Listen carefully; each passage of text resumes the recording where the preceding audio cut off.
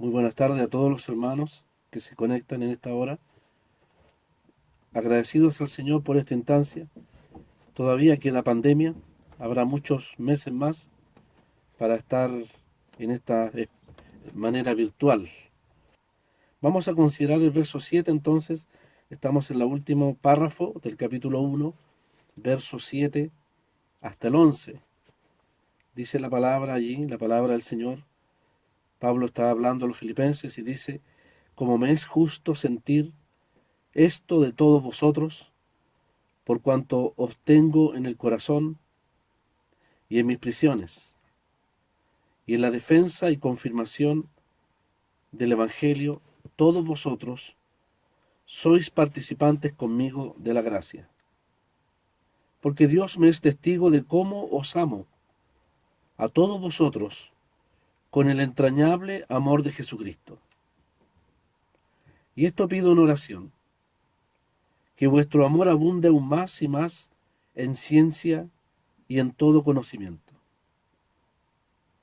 para que aprobéis lo mejor, a fin de que seáis sinceros e irreprensibles para el día de Cristo, llenos de frutos de justicia, que son por medio de Jesucristo, para gloria y alabanza de Dios. Hasta aquí nomás la palabra. Quizás no podíamos haber terminado con otro mejor texto, otra mejor expresión que la del verso 11 cuando dice, para gloria y alabanza de Dios. Seguramente tengamos que seguir más allá de las 9 el estudio. La idea es terminar en esta tarde. Habrá necesidad de algunos minutos más. Pensamos que los hermanos que tengan que hacer algo a las 9 no tengan ningún problema en desconectarse. No va a ser una falta de deferencia para con nosotros, sino que sabemos los compromisos de otros hermanos. Pero desde ya avisamos que si falta tiempo lo vamos a usar para terminar este párrafo, que hemos estado orando por esta porción realmente porque no es difícil de entenderla y es difícil de explicarla también. Porque Pablo aquí nos va a llevar, hermanos, a lo que podríamos llamar las características de lo que es la madurez cristiana, los ingredientes que son propios o las marcas de lo que podríamos llamar la madurez cristiana, la madurez en el creyente. Eso tiene que ver con los versos 9 al 11. Así que el Señor permita que la incapacidad del que explica no sea un obstáculo para que ustedes todos podamos entender y ojalá poder sacar provecho de esto que es una de las oraciones más importantes que podríamos hacer. Hay muchos tipos y razones por las cuales podemos orar. Pero aquí en el verso 9 está una de las oraciones más grandes, más importantes, que podemos hacer por todos nuestros hermanos y también por nosotros, que es el hecho de que nuestro amor o el amor divino abunde más en lo que Pablo aquí llama ciencia y todo conocimiento. Vamos a llegar a ese punto. Pablo va a llegar a ese punto realmente y quiere que los filipenses entiendan la importancia de que efectivamente el amor divino que ha sido derramado en nuestros corazones se exprese en esos dos pies, en la manera en que camina, se desarrolla o se conduce, lo que Pablo llama aquí la ciencia y el conocimiento, que va a tener resultados, repercusiones en el trato los unos con los otros y que tiene resultados también hacia la eternidad. ¿Se acuerdan, hermanos, que este párrafo del capítulo 1, del verso 1 al 11, lo habíamos dividido en dos porciones? En primer lugar, del verso 3 al verso 6, está el hecho de que la obra del Evangelio, la comunión por el Evangelio o en el Evangelio, tiene también repercusiones hacia el tribunal de Cristo. Porque Pablo dice que el que comenzó en vosotros la buena obra, la perfeccionará hasta el día de Jesucristo. Y es allí donde da gracias por la comunión en el Evangelio. Aquí está el aspecto práctico de servicio, de compromiso, de sacrificio por el Evangelio. En el tribunal de Cristo se verá todo aquello. Seremos manifiestos en cuanto a nuestro compromiso en la comunión con el Evangelio. Pero desde el verso 8 al 11 tiene que ver con el aspecto también espiritual del desarrollo de lo que va a llamar Pablo los frutos del Espíritu.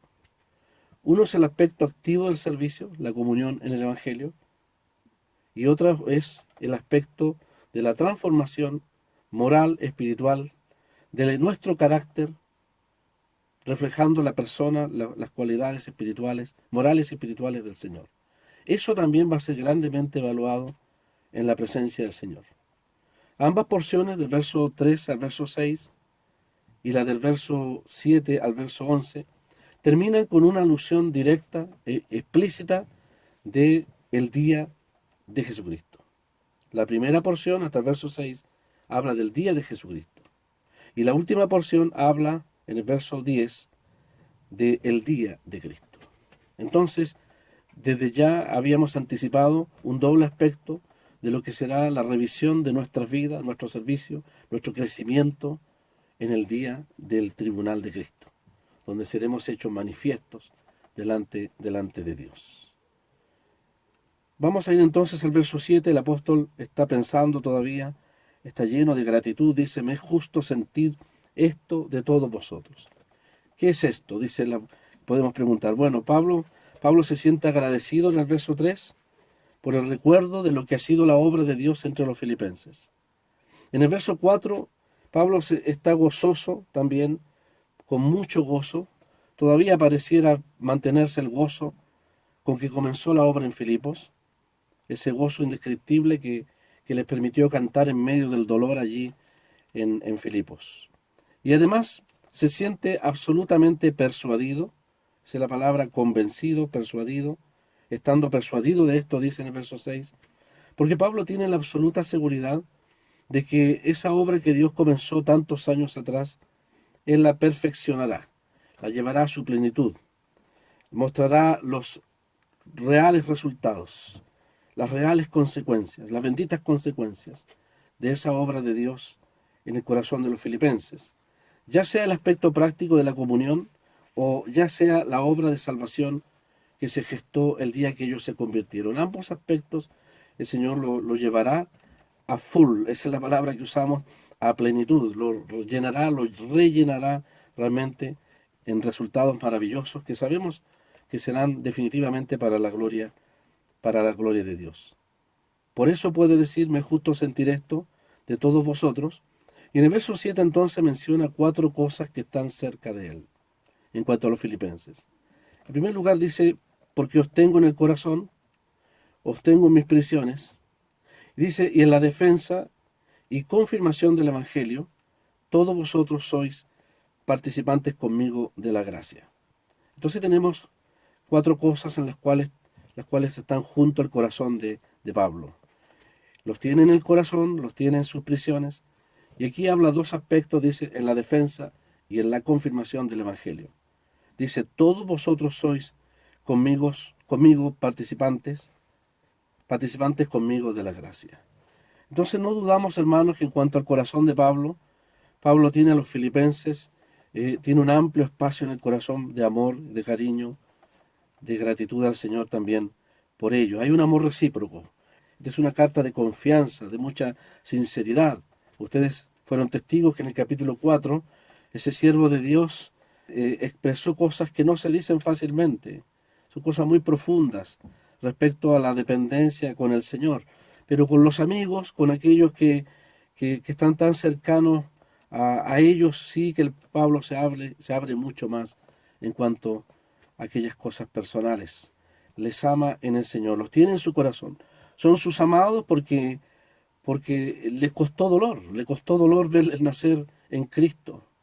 Los azotes de Filipos en la cárcel fueron verdaderamente dolores de parto. Cómo Dios engendró por el Evangelio, a través de Pablo y Silas, los apóstoles, a estas personas, a estos amados hermanos. Así que como saben muy bien las madres que me están escuchando, los dolores de parto quedan impregnados en la mente para siempre. Nunca se olvidan lo que es fruto del dolor, pero también lo que produce tanta alegría y gozo. Esa ambivalencia del parto de nuestras hermanas o esposa, ¿no es cierto?, de extremo dolor a extremo gozo. Solamente ellas lo viven. Y en el ámbito espiritual es lo mismo. Los azotes, el cepo, el desprecio, las heridas en las espaldas, fueron realmente suavizadas con el bálsamo del gozo de ver una obra tan poderosa del Señor entre los filipenses. Por eso dicen mis prisiones, dice. Este hombre anciano ya alcanzando la senectud ahí en Roma, recuerda las prisiones y la manera en que el Señor entonces obró. Y no solamente las prisiones de Filipos, también las de Roma y otras más que él haya tenido que experimentar. Ha podido también sentir de muy cercano el compromiso, la comunión, el afecto y el cariño de sus hermanos los filipenses. Y aquí se asocia con ellos en esa obra. Tan a la distancia, pero comparten la misma sociedad, la misma responsabilidad y el mismo privilegio, porque dice, y en la defensa y confirmación del Evangelio, todos vosotros sois participantes conmigo de la gracia. Entonces, cuando habla de la defensa y confirmación del Evangelio, tiene que ver claramente con la defensa de la palabra de Dios frente a los detractores, a los críticos del Evangelio. Pablo aquí habla de una verdadera apología.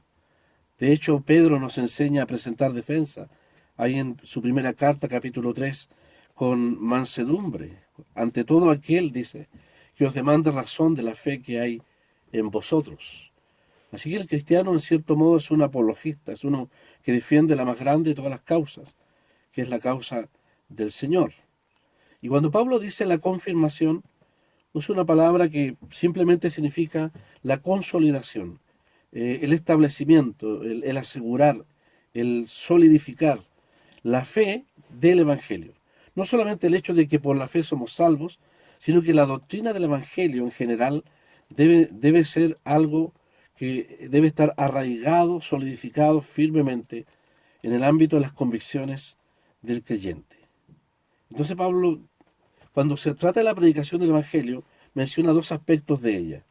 En primer lugar, la defensa ante un mundo incrédulo, contradictor, a veces burlesco, pero es la defensa de las benditas verdades del Evangelio.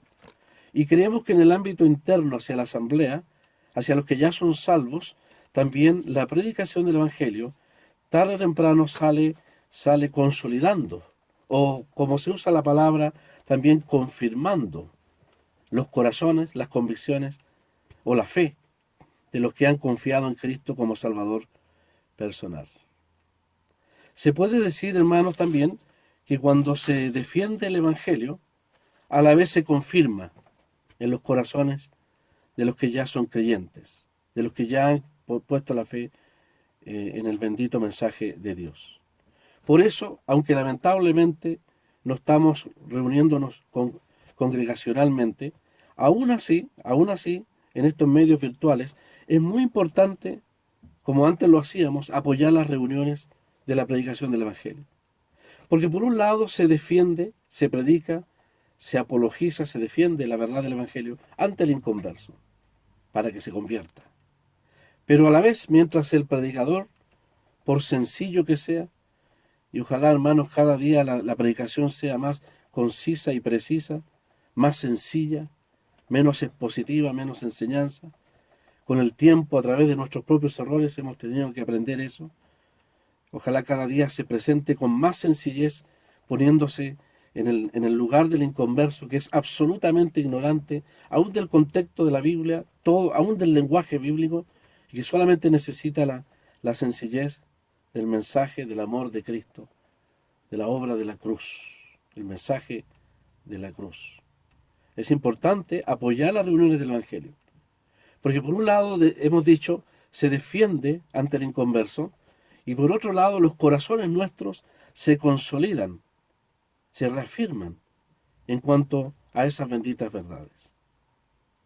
Mucho más en los creyentes nuevos.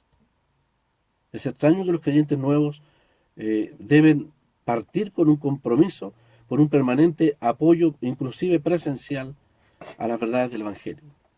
Porque aunque esa bendita melodía, aunque 1000 veces se ha de repetir, dice un poema por ahí, su dulzura jamás ¿no es cierto?, ha de perder. Se consolida la verdad del Evangelio. Entonces, en términos deportivos, algunos que quizás les gusta el deporte, ¿no es cierto?, podríamos decir que una sólida defensa, hermanos, es una sólida confirmación del Evangelio en todos los oyentes. El mejor ataque es una sólida defensa. La mejor apología es una sólida defensa del mensaje de salvación. Dice luego en el mismo verso 7, dice: todos vosotros sois participantes conmigo de la gracia. Y aquí, hermanos, nuevamente aparece la palabra comunión, esa hermosa palabra que se ha venido repitiendo en toda esta carta. No solo es necesario estar presente, apoyando espiritualmente y físicamente, lo que Pablo llama aquí la defensa y la consolidación del Evangelio, sino que realmente se transforma o constituye un privilegio que la gracia de Dios nos concede a todos nosotros. Cuando se trata de la comunión, en esta carta a los filipenses, hemos visto que participar de los padecimientos de Cristo es un gran privilegio, por una vida de justicia, por una vida fiel al Señor. También respaldar el Evangelio es una expresión de comunión. Y hemos dicho es un privilegio que se nos concede. Es una obra de la gracia de Dios que Dios nos concede que participemos realmente en ella. Por eso la expresión participantes tiene que ver con esa comunión. Nos recuerda el compañerismo en la obra del Señor. En el caso de los filipenses fue de manera práctica. En el caso nuestro, en nuestra asamblea local, puede ser de manera práctica, presencial, en apoyo espiritual, en hablar, en participar en las actividades que tienen como fin alcanzar a los inconversos. Hermanos, la comunión no solamente es la cena del Señor. La plena comunión es cena, es ministerio, es oración, es defensa del Evangelio, es participación codo a codo con todos aquellos hermanos que se esfuerzan por llevar adelante el testimonio del Señor. Eso es plena comunión. Es una comunión real en medio del seno de la asamblea. Cuando el apóstol Pablo habla de la gracia, claramente se refiere a ese don, a ese regalo, ese privilegio le hemos llamado, que Dios en su amor tan grande por nosotros nos concede, para que nosotros podamos también involucrarnos junto con hombres como el apóstol Pablo en esa bendita labor. Y tener la certeza también que también seremos participantes del fruto, de los intereses, por decirlo así, de las ganancias o de las recompensas que habrá en aquel día. Podemos hacerlo a la distancia, podemos hacerlo espiritualmente. Pablo reconoce a sus hermanos filipenses como verdaderos socios en esta la más grande empresa de todas, la proclamación del Evangelio. Pero no hay duda también que la palabra gracia tiene que ver con aquella energía que también es inmerecida, ese poder que el Señor también concede o que infunde para que nosotros podamos llevar a cabo la obra del Señor, a veces en medio de dificultades. Y en el caso del apóstol Pablo, poder llevar a cabo esa obra en medio de las cadenas. En el verso 8 Pablo dice: porque Dios me es testigo de cómo os amo a todos vosotros con el entrañable amor de Jesucristo. Qué expresión del apóstol, qué pequeños quedamos frente al corazón de este hombre, de este siervo de Dios. ¿Cuánto tenemos que imitar? ¿Cuánto tenemos que aprender realmente de lo que son los afectos de este hombre de Dios? Cuando Pablo habla de lo que es personal, de lo que solamente Dios puede ver con sus ojos, él apela al testimonio de Dios.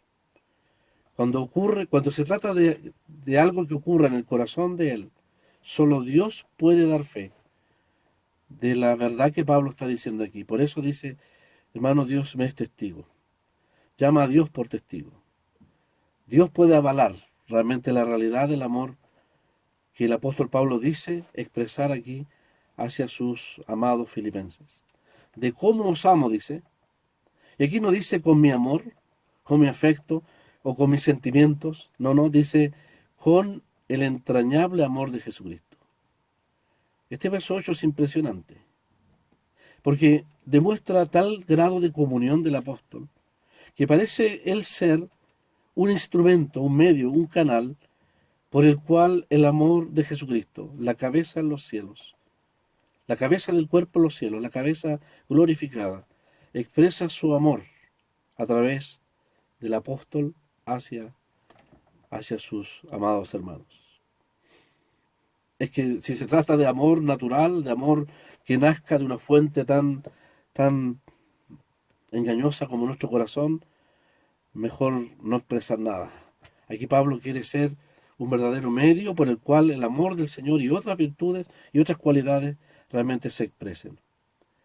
Y aunque la palabra amor realmente no está mencionada allí como esa palabra del amor ágape, que es tan hermosa en la Biblia, sí hay otras palabras aquí donde Pablo realmente expresa lo que podríamos llamar un anhelo, una ansia, una verdadera nostalgia por ellos, por su bien espiritual. Claramente Pablo está refiriéndose, hermanos, a lo que son las entrañas, a eso se refiere. ¿Cómo os amo con el entrañable, el amor que nace de las entrañas, esa área sensible que tenemos los seres humanos? Yo no sé si es verdad, pero se dice que una vez que a uno lo abren por una operación, nunca es lo mismo. Cuando una persona es abierta para una operación quirúrgica, en esa área de su tronco, la área de las entrañas, cuesta mucho, mucho recuperarse, pero es un área realmente sensible, es una caja fuerte ahí, donde están las entrañas, las vísceras, digámoslo así, todos los aspectos tan íntimos de la persona. Es una muy hermosa ilustración realmente, como el apóstol Pablo metafóricamente está hablando de los sentimientos, en este caso del amor entrañable, que brota de lo profundo de su ser. Y en este caso, el apóstol entonces está expresando tal cercanía con el Señor que puede amar no con el amor de Pablo, sino con el amor de Jesucristo. No es afecto natural, hemos dicho, sino que es amor divino manifestado a través del apóstol Pablo. Sinceramente, hermanos, ¿podemos nosotros decir tal expresión? ¿Podemos expresar tal unidad con el Señor, con nuestra cabeza glorificada en los cielos y nosotros como instrumentos por los cuales Él puede manifestar sus preciosas cualidades y virtudes a través de nosotros? Eso es lo que el apóstol Pablo va a considerar más adelante cuando hable de los frutos de justicia, que son todas esas cualidades morales y espirituales de Cristo manifestado a través de nosotros. Y el mismo apóstol Pablo, que nos va a exhortar a que eso sea un reflejo, es el que también está diciendo que en este caso una de esas cualidades morales, espirituales tan hermosas que es el amor, es la que se está manifestando a través de Él, a través de Él. Dios nos permite realmente vivir, aprender a vivir en esa experiencia de intimidad con el Señor, de tal manera que se pueda expresar Él a través de nosotros, en lo que Pablo aquí llama su amor entrañable para con todos los hermanos. Entramos entonces ahora, hermanos, en los versos 9, 10 y 11. Tenemos aquí en los versos 9, 10 y 11, los voy a leer de nuevo para que podamos interiorizarnos bien. Dice, y pido en oración que vuestro amor abunde aún más y más, y habla aquí de dos palabras, en ciencia y en todo conocimiento. Esa es la oración del verso 9.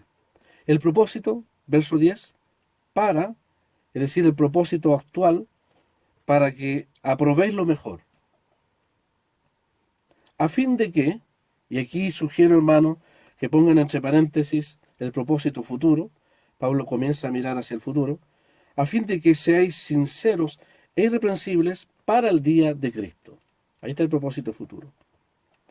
Y la consecuencia de todo, o el fruto de todo, está en el verso 11. Lleno, dice, de frutos de justicia. Y fíjese otra vez, que son otra vez por medio de Jesucristo. El amor del verso 8 ha sido de Jesucristo por medio de Pablo. Pero aquí tenemos que los frutos de justicia son por medio de Jesucristo a través de nosotros. Y finalmente, el propósito supremo habla para la gloria y alabanza de Dios. Hermanos, frente a nosotros lo que podríamos llamar una verdadera prueba, un parámetro,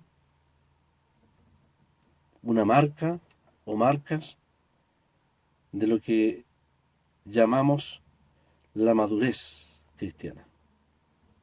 Y esa madurez cristiana se refleja en la capacidad de discernir las diferencias. Se evidencia por 4 cosas. Y estas 4 cosas que voy a mencionar deberíamos aplicárnoslas a nosotros mismos. Un hombre, una mujer espiritual se caracteriza por estas 4 cosas. En primer lugar, el desarrollo de un amor guiado por el conocimiento y el discernimiento. En segundo lugar, el desarrollo de un carácter sincero.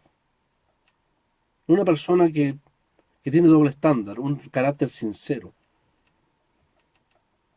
genuino como cristiano, ante el mundo y ante sus hermanos. El desarrollo también de un carácter irreprensible, no perfecto, no sin errores, ¿no es cierto? Sino vamos a ver irreprensible, es decir, un testimonio de vida que no sea censurable. Y en cuarto lugar, una marca de madurez es la permanente conciencia, o vivir realmente en una permanente conciencia de que nosotros debemos dar cuenta de nuestra vida y servicio delante del Señor. 4 aspectos que son un verdadero parámetro para medir la madurez nuestra delante del Señor. Pero la primera de todas, cuando habla del desarrollo de un amor guiado por el conocimiento y el discernimiento, realmente nos hace tremendamente responsables delante del Señor. Dios quiera, hermanos, Dios quiera, debe ser nuestra oración, de todas las cosas que pudiésemos pedir, podamos orar los unos por los otros, para que efectivamente esa manifestación bendita del amor de Dios que ha sido derramado en nosotros, se exprese, que abunde, dice el apóstol, más y más, como el balde que rebalsa, y rebalsa y rebalsa, pero en ciencia y en todo conocimiento. Es muy interesante que la palabra ciencia, que tiene que ver con el conocimiento, y la palabra conocimiento, que tiene que ver con el discernimiento, están totalmente influidos por el amor. Este conocimiento, esta ciencia, vamos a ver que cuando están influenciados, impregnados por el amor, evitan que nosotros seamos personas autosuficientes, a veces pedantes en cuanto a nuestro conocimiento, a veces excluyentes, o a veces con un aire de superioridad sobre los demás.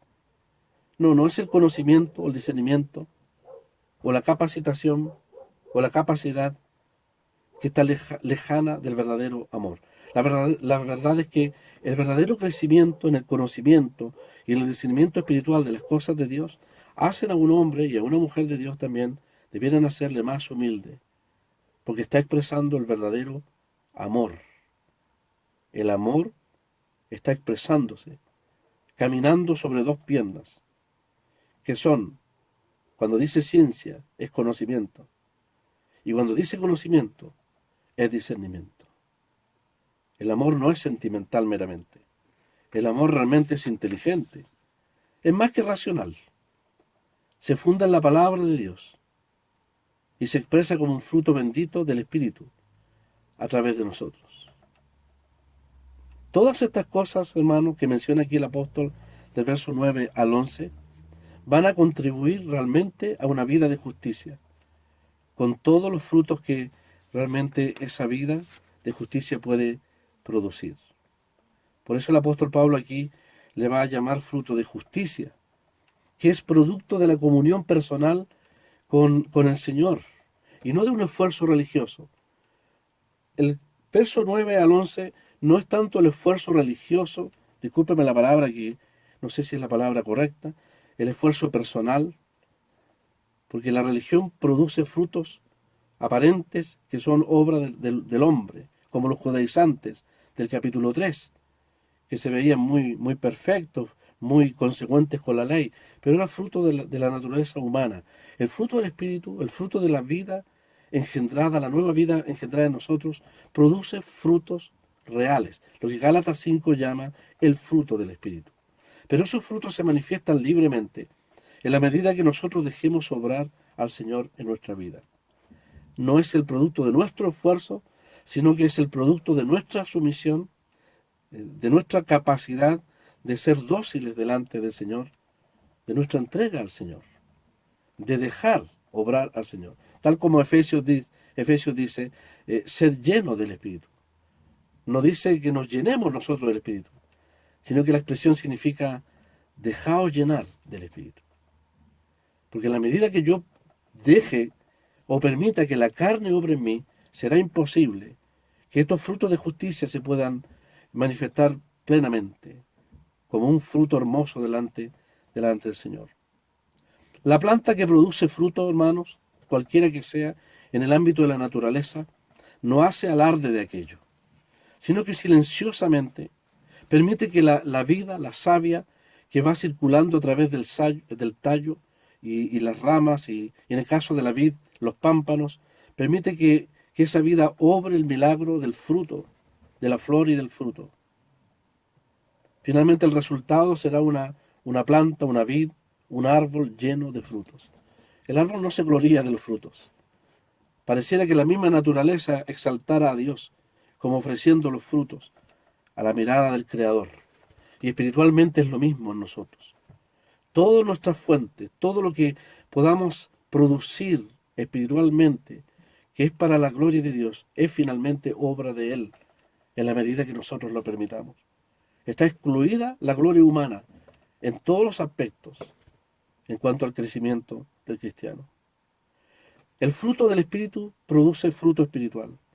La mera actividad humana, el esfuerzo aún religioso, en muchos ámbitos, ¿no es cierto?, y en el cual podemos caer nosotros en error, produce fruto que no es para la gloria de Dios, sino para la gloria humana.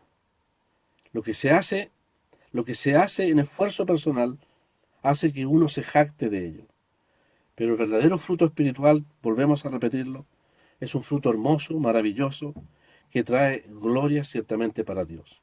Si eso se trata del amor, si eso se trata de la paciencia, la misericordia, la benignidad, la bondad, aún esto que es la madurez espiritual, el conocimiento de las cosas de Dios, de las cosas profundas de Dios, el discernimiento para poder diferenciar entre lo bueno y lo malo, o más bien dicho, entre lo bueno y lo mejor, aún en las cosas de Dios, no es gloria para el hombre.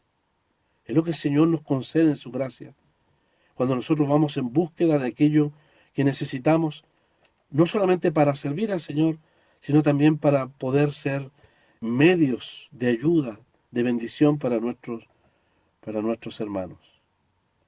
La gloria forzosamente tiene que ir a Dios cuando se trata del crecimiento que hemos permitido que Dios sobre nosotros. No ha sido producto nuestro. Cualquier asomo de jactancia, de gloria, de autosuficiencia, o de autoimportancia o superioridad sobre los demás, aún en las cosas espirituales, es una clara señal de que el amor que habla aquí el apóstol Pablo, ese amor abundante de Dios, no es el amor real de Dios que se ha expresado.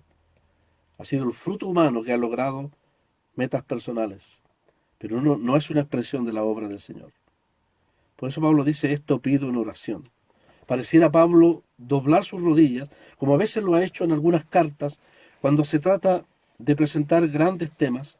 Ahora nuevamente el apóstol dobla sus rodillas, podríamos decirlo así, para pedir al Señor que ese amor abunde mucho más y que ese amor se manifieste en estas dos palabras que él ha usado aquí, en ciencia y en todo conocimiento. Hermanos, vuelvo a repetirlo. Esta es la más grande petición que podemos hacer a favor de nuestros hermanos. No le está pidiendo riquezas, que Dios les llene de bienes, o comodidades, o liberación de sus problemas. No, Pablo pide que el amor de ellos pueda aumentar constantemente, en conocimiento perfecto y en todo discernimiento. Porque sabe el apóstol Pablo que estas manifestaciones del amor en estos dos aspectos llevarán mucho fruto de justicia para Dios en aquel día en el tribunal de Cristo. Esta palabra ciencia se puede traducir o se puede mirar como un conocimiento perfecto de parte de Dios.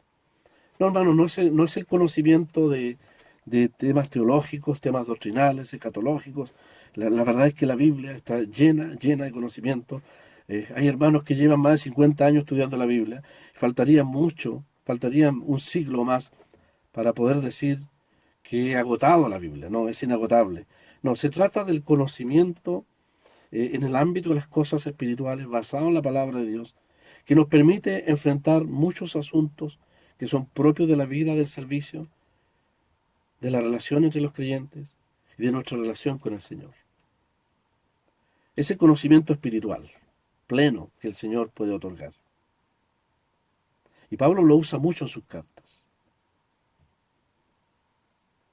El amor de Dios, hermanos, cuando va aumentando, busca ser dirigido por el conocimiento de Dios para el ser humano. La figura es la siguiente: el amor tiene dos pies. El amor no es insensato, no cae en el fanatismo, no cae en la insensatez. Está guiado por el conocimiento de la voluntad de Dios, que gracias a Dios ahora lo tenemos.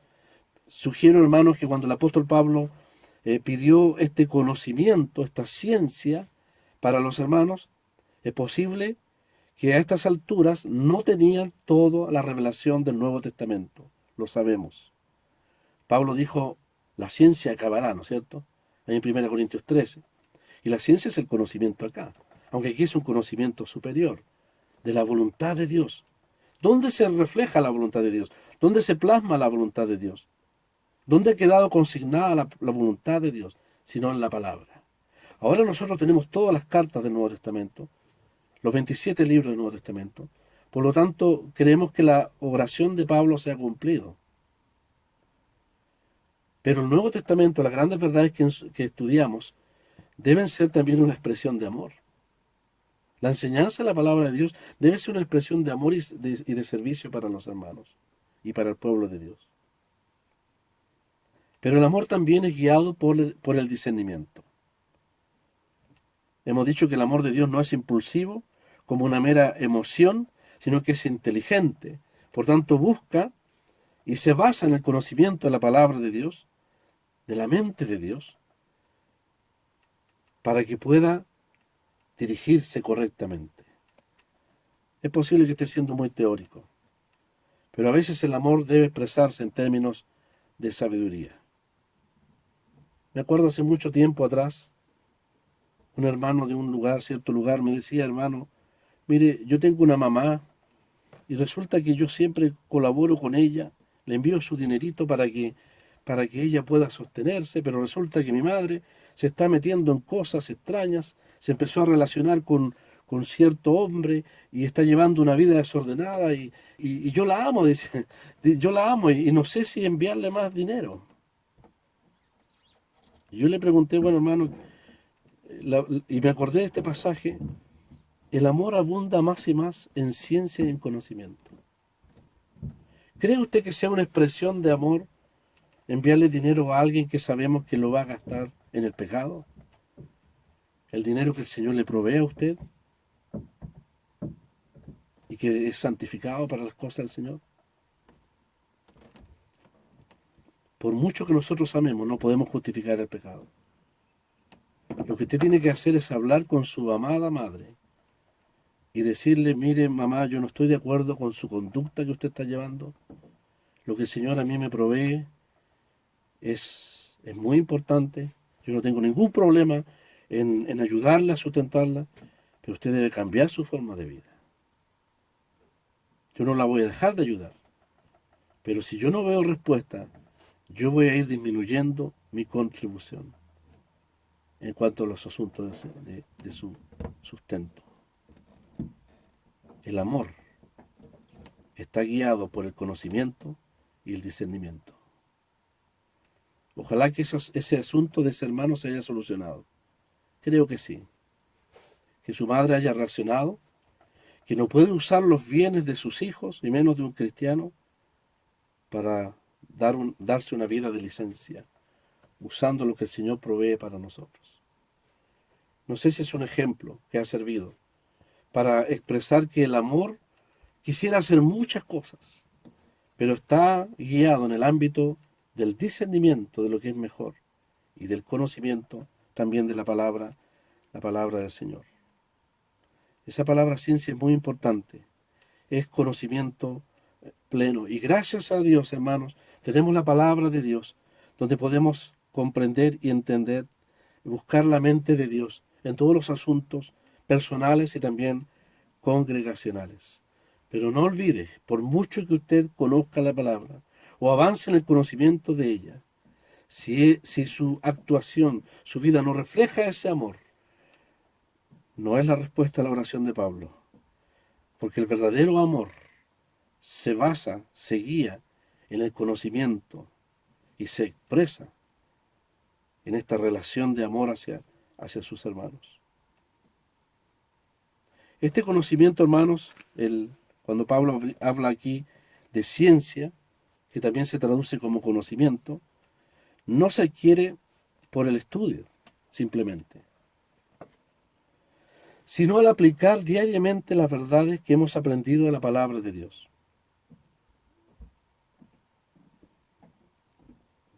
Es interesante, hermanos, que cuando no estaba el canon o el canon de los escritos inspirados del Nuevo Testamento, el Señor otorgaba a los apóstoles el don de ciencia, que ellos podían entender la mente de Dios sobre situaciones puntuales. Por eso Pablo dijo, la ciencia acabará. Ya no necesitamos profetas, no necesitamos hombres que digan esto es lo que Dios dice, o que actúen como Pedro cuando dijo a Ananías y Zafira, emitió un juicio. No fue un juicio de Pedro. El don de ciencia, esa capacidad de conectarse con la mente de Dios, le hizo entender claramente que eso es lo que Dios deseaba en ese momento. Eso ya no lo necesitamos. Tenemos todo el ámbito de libros, toda la revelación del conocimiento perfecto de Dios. Pero hay situaciones donde a lo mejor explícitamente no hay una respuesta para nosotros. Y ahí viene esta preciosa palabra que se llama, nuevamente al final, conocimiento, que en este caso es discernimiento. Cuando no hay una mención clara en la Biblia, hermanos, lo sabemos, respecto a asuntos que tenemos que enfrentar, y yo estoy mirando a algunos hermanos responsables de las asambleas ancianos, ellos lo saben por experiencia, y cuando no hay menciones explícitas, respuestas explícitas en la palabra, de afrontar ciertas situaciones congregacionales o solucionar problemas entre hermanos, ahí está el discernimiento que Dios nos provee. Y ese discernimiento se adquiere por experiencia. La ciencia es un don de Dios en su palabra. Y como dice el apóstol Santiago, si alguno tiene falta de sabiduría, pídala a Dios. Dios puede darnos, puede hacernos ver las cosas como Él las ve. Pero a veces también necesitamos el discernimiento. La ciencia, entonces, es la perspicacia, es la capacidad de mirar a la base, a la raíz de los asuntos. Es un penetrante conocimiento que va a la raíz de cualquier asunto. ¿Dónde encontramos eso? En la palabra de Dios. Y la asistencia del Espíritu Santo nos hace ver las cosas claramente y cómo debemos enfrentarlas y solucionarlas. Es un conocimiento preciso y correcto de las cosas. Y ese conocimiento tiene su fuente en la palabra de Dios. Los filipenses no tenían todos los libros de la Biblia, lo sabemos, y todas las cartas del apóstol Pablo. Ahora sí las tenemos. Por lo tanto, cualquier situación congregacional, o dudas, o ignorancia que tengamos, La bendita palabra de Dios nos lleva a adquirir, motivados por el amor, sí. Entiendo yo que los ancianos, los hombres responsables, las asambleas buscan el conocimiento, la mente de Dios, porque el amor que les impulsa a buscar el bien del pueblo de Dios, les lleva a esa necesidad de buscar la voluntad de Dios en su palabra. Y Dios también nos ha dado aquí lo que dice el apóstol, el conocimiento, que si usted quiere lo puede poner ahí entre paréntesis, que es realmente discernimiento, percepción. Y ese discernimiento ciertamente no es un conocimiento intelectual. Las instituciones humanas, cualquiera que sea, pueden dar conocimiento intelectual, pero el discernimiento solamente puede venir de parte del Señor.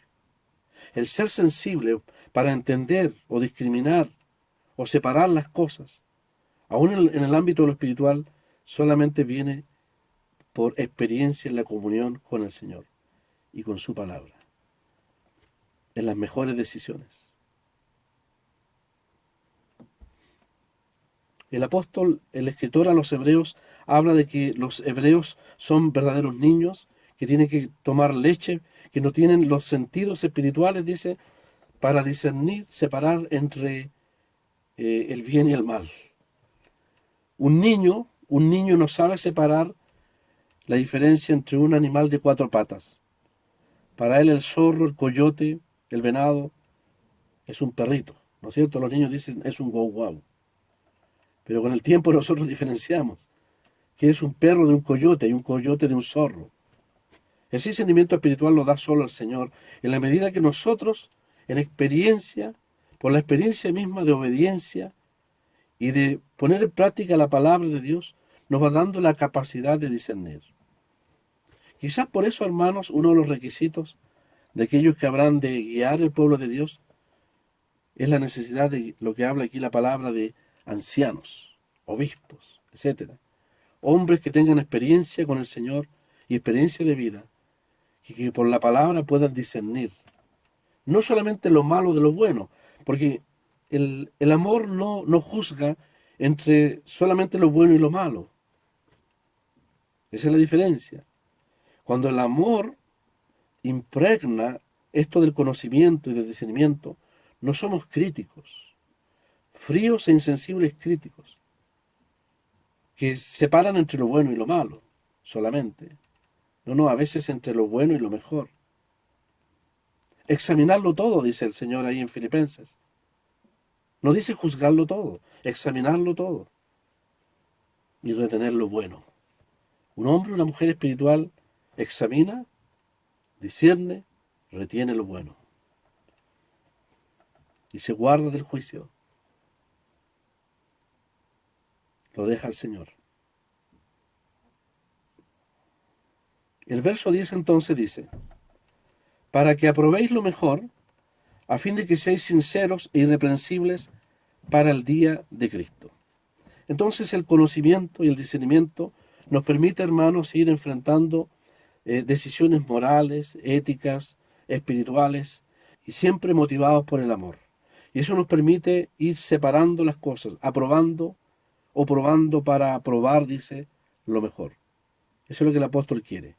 Que los filipenses sean hermanos maduros, que sean capaces de diferenciar las cosas correctamente, que el amor les impulse a aquello, de tal manera que cuando tengan que ir enfrentando o desarrollando la vida cristiana, puedan en ese proceso ir tomando las mejores decisiones que puedan ir haciéndoles crecer y avanzar espiritualmente. El amor entonces nos ayuda a expresarnos claramente en la relación los unos con los otros y nos permite, guiados por el conocimiento y el discernimiento, tomar las mejores decisiones. Eso es lo que el apóstol Pablo expresa ahí en el verso 10. ¿Con qué propósito? Para que seamos, dice. Y eso lo está mirando en realidad, hermanos, hacia el día del tribunal de Cristo. En primer lugar, seamos sinceros e irreprensibles. La palabra sincero, yo creo que la historia la conocen todos, la voy a explicar de nuevo.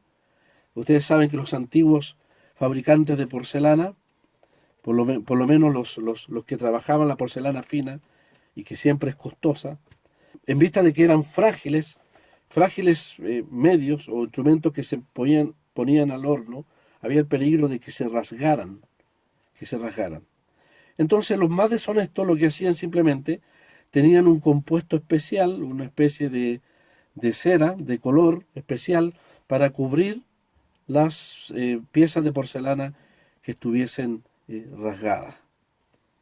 Por eso ellos vendían la porcelana en negocios oscuros. Los bazares de Oriente normalmente son oscuros, porque de esa manera usted no puede ver bien la perfección o imperfección de un elemento de greda o especialmente de porcelana. Así que cuando vendían los objetos defectuosos simplemente los ponían en la oscuridad. Pero el que discierne, el que mira bien, el que examina bien, lo pone a la luz. Esa es la idea, ponerlo a la luz del sol. Esa es la palabra sincero. Y ahí ve las imperfecciones. Bueno, nosotros no usamos la palabra de Dios, lo vuelvo a repetir, para ver las imperfecciones de nuestros hermanos, sino para ver en qué podemos ayudar, discerniendo bien las cosas.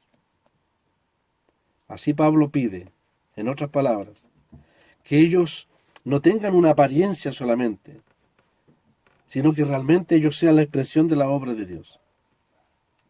No una imagen, sino un trasfondo verdaderamente espiritual, sino que deseaba que fuesen puros y sinceros los motivos de su fe en Cristo y también de su servicio al Señor. A veces necesitamos más de un año para que una persona se muestre tal como es. A veces nosotros podemos aparentar crecimiento o espiritualidad, pero el tiempo demuestra el trasfondo real que hay en nosotros, si es genuino o no, si nos falta realmente crecer o no. Por eso Pablo dice, sed sinceros, tal como son realmente delante del Señor. Ser irreprensible significa libre de ofensa o de causar tropiezo. Es decir, que nadie puede apuntarlo con el dedo, como se expresa la palabra, y censurarnos por cosas que manchen nuestro testimonio.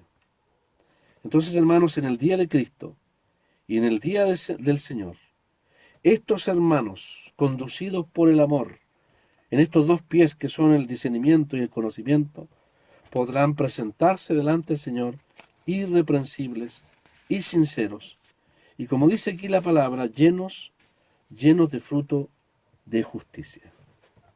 Llenos de fruto de justicia. Vamos a sugerir una traducción. Se puede traducir habiendo sido llenados de fruto de justicia. Es decir, es Dios el que ha obrado en ellos para que estén a la altura de ese día llamado el tribunal de Cristo. Como ellos han sido sumisos, o como nosotros necesitamos ser sumisos a la palabra de Dios, en la medida que dejamos obrar a Dios, Dios va llenándonos a través de Cristo. Y esto es muy hermoso. Dice, por medio de Cristo, va llenándonos de frutos de justicia. Hermanos, parece Pablo ya ver a los filipenses en el tribunal frente al Señor. Dice, hermanos, les veo sinceros e irreprensibles. Y mirando hacia atrás dice, habiendo sido llenados con fruto de justicia para ese día. No es que ellos se llenaron. Volvemos a repetirlo. Ellos permitieron ser llenados. Ellos dejaron obrar al Espíritu Santo. Ellos dejaron que el amor se expresara libremente y que la carne no coartara la expresión de ese amor, guiado por el conocimiento y el discernimiento. Dejaron que Cristo obrara en sus vidas. Y por eso Pablo está mirándolos ya aprobados en el tribunal de Cristo. Es una mirada hacia atrás desde el punto de vista del tribunal. Es una mirada retrospectiva. Y Pablo puede gozarse de que efectivamente el Señor ha obrado de tal manera que ellos ahora pueden presentarse irreprensibles delante del Señor. Esos frutos de justicia tiene que ver con todas las virtudes, cualidades morales y espirituales producidas en la vida de ellos, y ojalá, hermanos, en nosotros, por el Señor. Nada menos que por el Señor. Dice que son por medio de Jesucristo. Cristo mismo obrando en nosotros. Es un reflejo de lo que el Señor habló cuando dijo: aparte de mí, si no permanecéis en mí, no podéis llevar fruto. Esa preciosa figura de Juan capítulo 15 de la vid y de los pámpanos dependiendo de él, recibiendo la savia divina, es quizás la expresión que dice aquí el apóstol, que ellos pueden ser llenados de frutos por medio de Jesucristo. Eso lo dijo el Señor cuando habló de la vid y los pámpanos, lo dijo anticipándose a este presente tiempo de la gracia, cuando efectivamente, por el hecho de que estamos en Cristo, y Cristo en nosotros, podemos dejar que la obra del Señor en nosotros sobre y produzca ese fruto deseable que trae tanta gloria para Él. No hay nada más hermoso que un cristiano en esta tierra, en esta vida, pueda expresar esas cualidades espirituales y morales de Cristo, que son producto de la obra del Señor, por su presencia y la libertad que el Espíritu Santo ha tenido para obrar en nuestras vidas. Entonces, ¿qué es lo que debemos hacer? Y lo digo esto para terminar. Debemos siempre permitir que en comunión con el Señor, Él vaya forjando en nosotros esos preciosos frutos. O ese precioso fruto que la palabra habla de Él, ahí en Gálatas 5, como el fruto del Espíritu. Quiero entonces, hermanos, que toda nuestro deseo, nuestra real agonía y verdadero interés sea que el Señor pueda producir esos frutos en nosotros, para la gloria, dice, y alabanza de Dios. Ese es el objetivo final del apóstol. Ese es el propósito final de su oración. Que Dios pueda ser glorificado. El que comenzó la obra el primer día, la manifestará plenamente en aquel día, el día de Jesucristo. Como hemos dicho, nuestra vida está entre dos días, el día que nos convertimos y el día de Jesucristo. La gloria, por supuesto, será completamente para Dios. Aquí Pablo dice que toda la gloria y toda la alabanza será solamente para el Señor. Todos los frutos de justicia que son por medio de Él traerán gloria solamente a Él. Y eso es lo que esperamos. Que el Señor permita que así sea. Frente a nosotros entonces, hermanos, versos 9 al 11, la oración más grande que encontramos, una de las más grandes en la Biblia. Que vuestro amor abunde más y más. Las marcas de la madurez cristiana en nuestra vida. Y podríamos terminar preguntándonos entonces, el sábado, Dios mediante, haremos lo que hemos llamado el resumen de esta carta. Pero quiero dejar con ustedes entonces esas 4 características. Sinceramente delante del Señor. Aquí está la marca de la madurez del cristiano. ¿Estoy permitiendo un amor guiado realmente por el conocimiento y el discernimiento? ¿Se ha desarrollado en mí un carácter sincero, franco, o es solo una apariencia? ¿Vivo una vida irreprensible como cristiano? Y vivo consciente de que, como el apóstol nos ha enseñado aquí, tanto por mi servicio o lo que yo permita que Dios obre en mí, vivo en la conciencia de que tendré que dar cuenta delante del Señor. Esas son por lo menos 4 características de un creyente espiritual. El Señor nos ayude a ser como este tipo de creyente. Gracias, hermanos, por la paciencia. El tiempo se ha ido, nos hemos pasado de la hora. Que el Señor les bendiga ampliamente en todo sentido.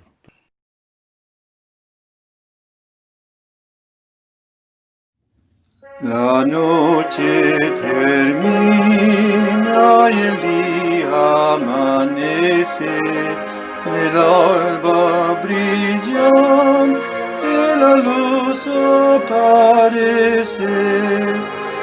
De Cristo la vuelta gloriosa esperamos.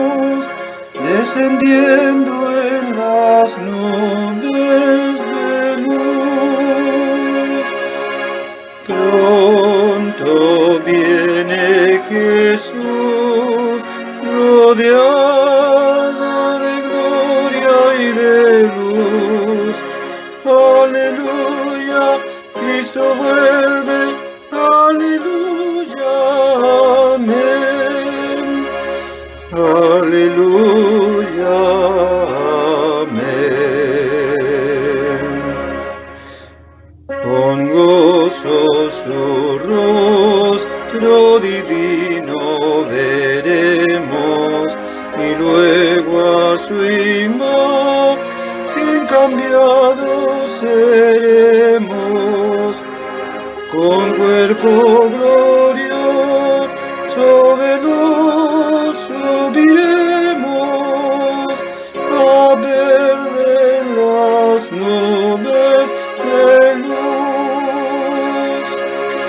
Pronto viene Jesús, rodeado de gloria y de luz.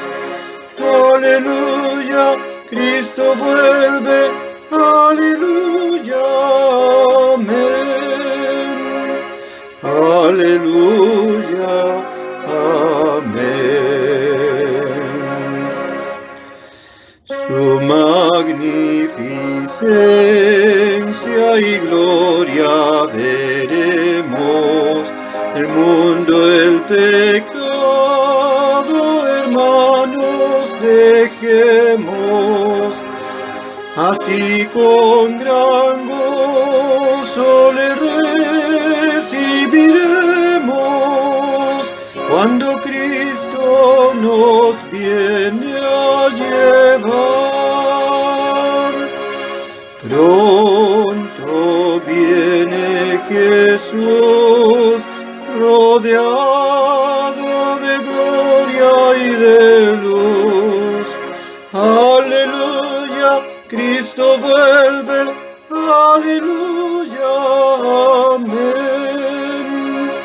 Aleluya,